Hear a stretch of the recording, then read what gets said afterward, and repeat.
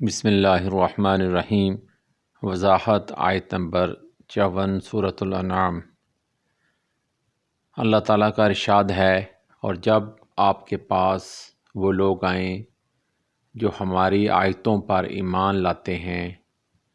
تو آپ ان پر سلام بھیجیں، ان کو سلام کہیں۔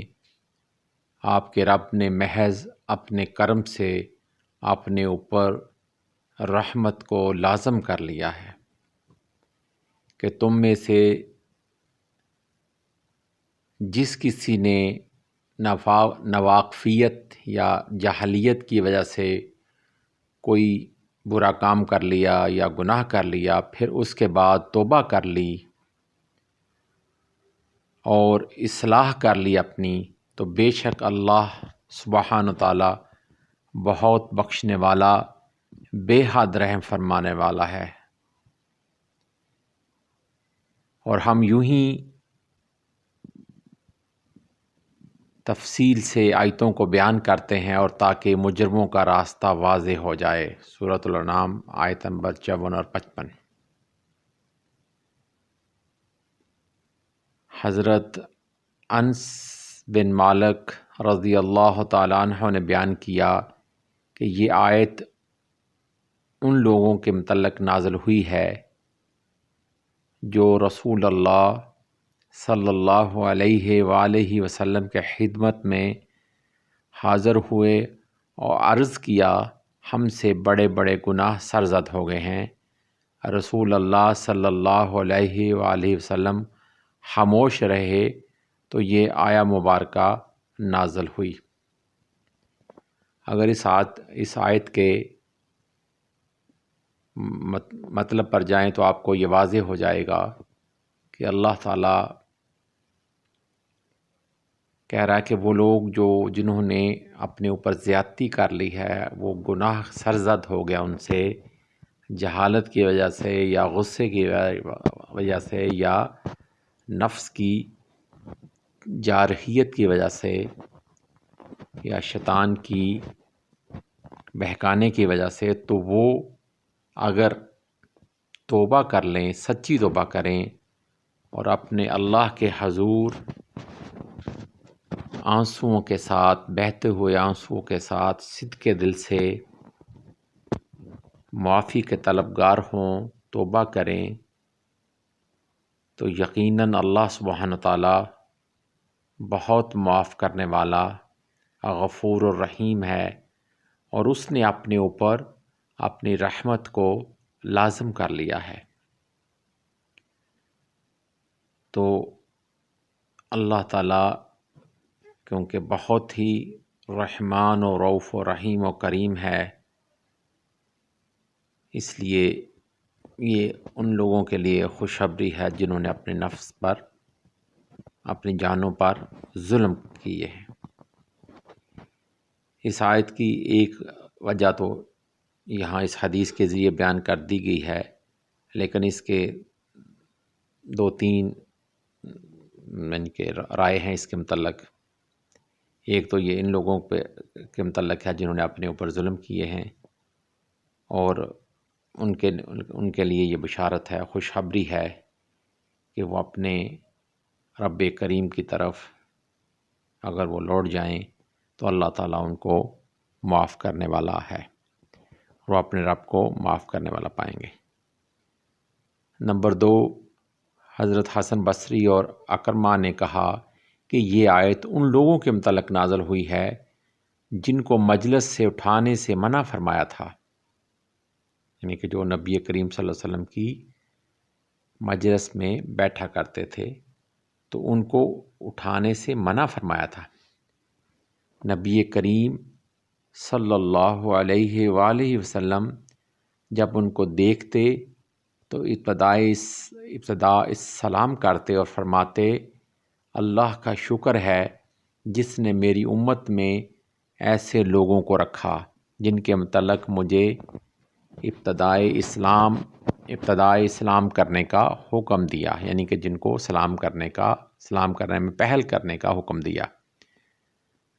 نمبر 3، عطا نے کہا یہ آیت حضرت ابو بکر صدیق رضی اللہ تعالیٰ عنہ، حضرت عمر فاروق رضی اللہ تعالیٰ عنہ، حضرت عثمان غنی رضی اللہ تعالیٰ عنہ، حضرت علی کرم اللہ وجہہ رضی اللہ تعالیٰ عنہ، حضرت حمزہ رضی اللہ تعالیٰ عنہ، حضرت جعفر، حضرت عثمان بن مظعون، حضرت عبیدہ، حضرت مصعب بن عمیر، حضرت سالم، حضرت ابو سلمہ، حضرت ارقم بن ابی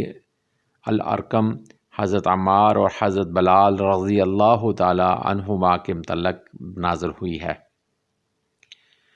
خلاصہ یہ ہے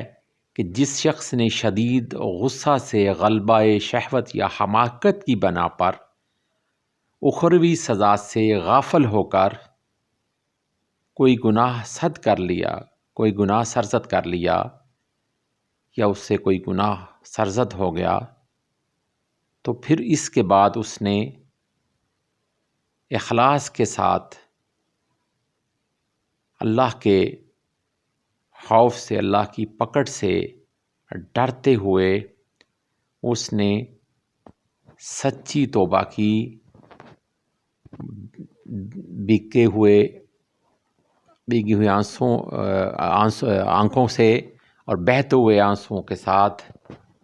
اور کپاتے ہوئے ہونٹوں کے ساتھ اپنے اللہ کے حضور جھک گیا اور اپنے کردہ گناہوں پر شرمندہ اور نادم ہوا، تو یقیناً اللہ سبحانہ و تعالی ایسے لوگوں کو معاف کرنے والا ہے، کیونکہ اللہ تعالیٰ نے اپنے اوپر رحمت کو لازم کر لیا ہے، اور اللہ تعالیٰ بڑا ہی غفور الرحیم ہے، اور وہ قادر مطلق ہے، وہ جس کو چاہتا ہے معاف کرتا ہے اور جس کو چاہتا ہے بخش دیتا ہے، کیونکہ وہ وحدہ لا شریک ہے، اس کا نہ کوئی ہمسر اور نہ ہی کوئی ثانی ہے۔ تو ہمیں کوشش یہی کرنی چاہیے کہ ہم گناہوں سے باز رہیں، اللہ تعالیٰ کی حکم دولی نہ کریں اور اللہ تعالیٰ کے بتائے ہوئے راستوں پر چلیں۔ اہدنا الصراط المستقیم، ان لوگوں پر یعنی کہ راستہ جو سیدھا ہے، جو صراط مستقیم ہے۔ اب صراط مستقیم کیا ہے؟ جو اللہ کے رسول صلی اللہ علیہ وسلم کا رستہ ہے، آپ کے صحابہ کرام کا رستہ ہے، تو اس راہ پر جو بھی چلے گا وہ یقیناً اللہ تعالیٰ کی رحمت و شفقت کا ہی طلبگار رہے گا، اور اس کا انعام ان کو ملے گا، اور وہ اس کا انعام بخشش ہے، اور اللہ تعالیٰ بخشش عطا کرنے والا ہے، بہت غفور اور رحیم ہے۔ اس کے ساتھ اگر وہ اپنے گناہ پر توبہ جس نے کی، اس گناہ سے رجوع کر لیا، یعنی کہ اس نے توبہ کی اور نادم ہوا اور مستقبل میں دوبارہ وہ گناہ نہ کرنے کا عزم کیا، اپنے اس عمل کی اصلاح کی اور اس گناہ کی تلافی اور تدارک کیا، اور اس گناہ کے بعد کوئی نیکی کی تاکہ اس گناہ کا اثر مٹ جائے، کیونکہ نبی کریم صلی اللہ علیہ وسلم کی ایک حدیث مبارکہ ہے، جب تم سے کوئی غلطی یا کوئی گناہ، چھوٹا موٹا گناہ سرزد ہو جائے تو فوراً کوئی نیکی کا کام کرو، تاکہ وہ نیکی جو ہے وہ گناہوں کو مٹا دیتی ہے۔ تو اللہ تعالیٰ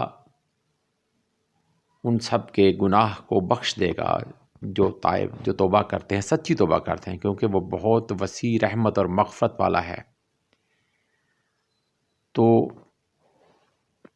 ہم سب کو اپنے اعمال کی فکر ہونی چاہیے، اللہ تعالیٰ کی جو بتایا ہوا راستہ ہے اس پر چلنا ہے ہم نے، اور وہ کیا بتایا ہے اللہ تعالیٰ نے؟ وہ ہے قرآن مجید، جو ضابطہ حیات ہے، جس میں ہر چیز بتا دی ہے، اور جس کو میرے آقا کریم صلی اللہ علیہ وآلہ وسلم نے عملی طریقہ سے کر کے بتا دیا، اور کہ وہ کس طرح کرنا ہے، کیا کرنا ہے، اس کی تفسیر میرے آقا کریم صلی اللہ علیہ وسلم کی حیات مبارکہ ہے۔ اور جو لوگ نبی کریم صلی اللہ علیہ وآلہ وسلم کے راستے پر چلے، یقیناً وہی فلاح و دارین حاصل کریں گے، وہ دنیا میں بھی کامیاب ہوں گے اور آخرت میں بھی